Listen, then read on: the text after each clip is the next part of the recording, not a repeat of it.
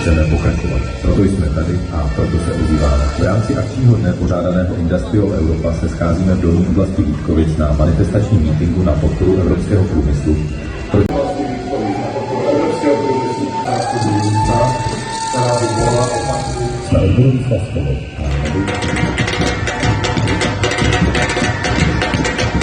Na podporu evropského průmyslu a ochrany pracovních míst. Pracovní místa v Evropě.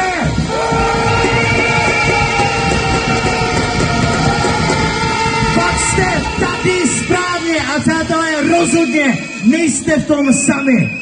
Ďurčo! Zdravím kolegy z Polska, jste tady? Ze Slovenska, bratia, z Maďarska a samozřejmě zdravím naše Poláky. Povolenky EU ETS 1, v Americe 15 euro, v Číně 13 euro, v Indii 4, v Koreji 7 a víte, kolik je v Evropě? 84 euro. Tohle není spravedlivé. Musí to mít ekonomický dopad, sociální dopad a ten my tady nevidíme. Proto jsme tady, abychom řekli jasné ne tomu, co se na nás lí z Evropy. Díky za vaši podporu.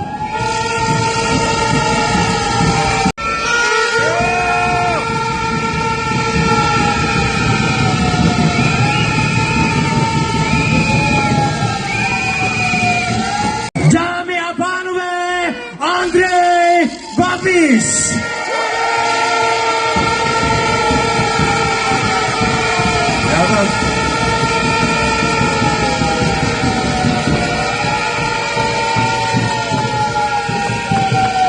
Já vás všechny zdravím, je to skvělá atmosféra, je to jak na Beat for Love nebo na Colorsech.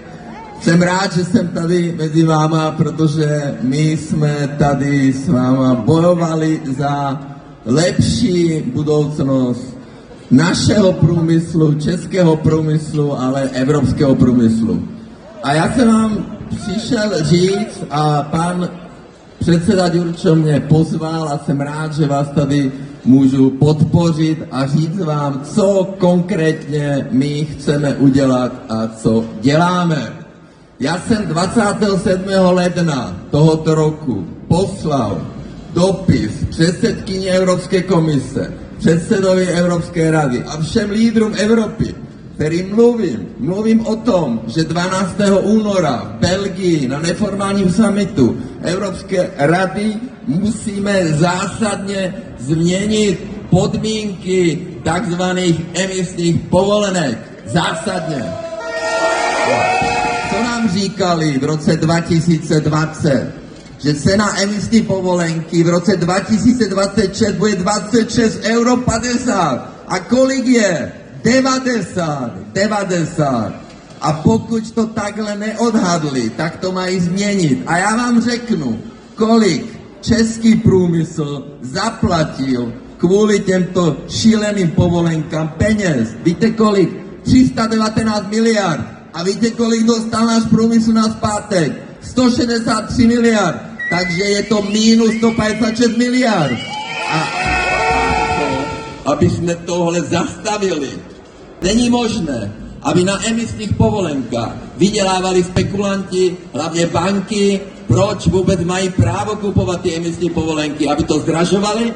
Aby to mělo negativní dopad na náš průmysl? Že budu dělat maximum pro to, aby jsme zachránili český průmysl, evropský průmysl. Takže děkujeme, že jste s náma, děkujeme za podporu a můžete se spolehnout. Děkuji. Juchelka!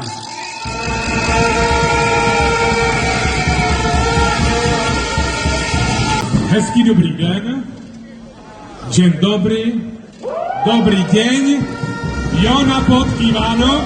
Já jsem přišel podpořit i tady tuto manifestaci právě za to, aby ten průmysl tady zůstal, aby byl pragmatický, reálný a aby jsme nebyli vláčeni všemi těmi, kdo jezdí na mítingy, konference a vymýšlejí tam takové věci, které ten evropský průmysl brzdí a které ten evropský průmysl, bych řekl, nechávají pohasínat. Proto jsem rád za vás všechny, že tady v tuto chvíli jste. Výzvuk CNS pro klimatickou politiku a Green Deal Filip Turek.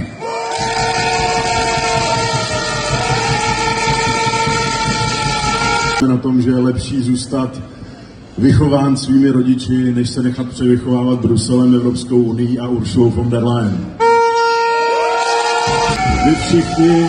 Vy všichni, my a náš průmysl má právo na to, aby se ty peníze, které vy jste vydřeli, se zpátky z těch evropských fondů vrátily sem domů.